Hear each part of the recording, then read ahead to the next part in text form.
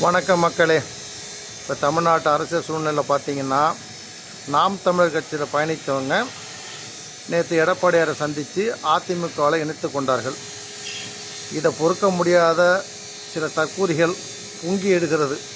அப்படி இப்படின்னு தவறாத வார்த்தைகளை அவங்க மேலே வாரி வீசுது. என்ன அப்படின்னா, அவங்க திங்கிரபத்தில் மண்ணாளி வச்சுட்டாங்க. ஏண்டா தற்கூரிகளா? அவங்க பிடிச்ச இடத்துக்கு அவங்க போவாங்க. அது போகக்கூடாது, வரக்கூடாது. அவங்கள பற்றி விமர்சிக்க உங்களுக்கு யாரோட அந்த அதிகாரத்தை கொடுத்தது? நீங்கள் 200 ரூபாய்க்கு திமுகவில் அடிமையாக இருப்பீங்கன்னா அது உங்களோட குலத்தொழில். உங்களுக்கு அதை விட்டால் வேறு வழியில் சம்பாதிக்க தெரியாது. நீங்கள் அதனால் கோபாலபுரத்தில் அடப்படுத்துக்கிட்டு அறிவாலயத்தில் வாட்ச்மேன் வேலை பார்க்குறீங்க. அதுதான் உங்களோட தொழில்.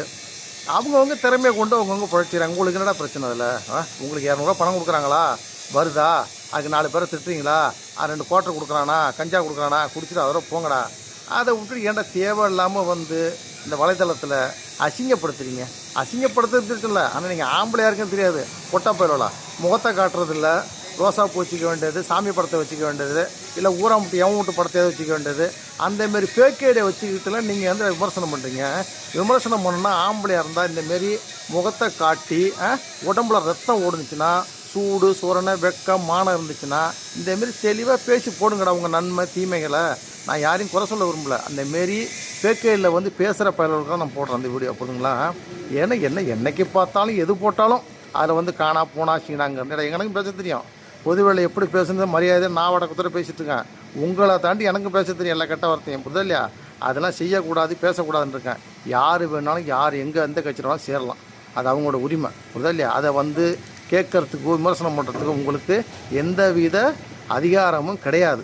நீங்களே வாயை கொடுத்து வேற ஒன்றை புண்ணாக்காதீங்க. இதோட நிறுத்திக்கிங்க. இதுதான் நல்லது. நாட்டு நடப்பை பாருங்கள். ஒரு மணி நேரத்துக்கு கற்பழிப்பு, கொலை, கஞ்சா, திருட்டு அப்படின்னு செய்தித்தாளில் 5 வருஷமாக வளம் வந்துக்கிட்டு தான் இருக்குது. அதெல்லாம் கொஞ்சம் குறைச்சி அதுக்கான தண்டனை நிறைவேற்றுறதுக்கு அதுக்கான வழிவகை செய்யுங்கடா.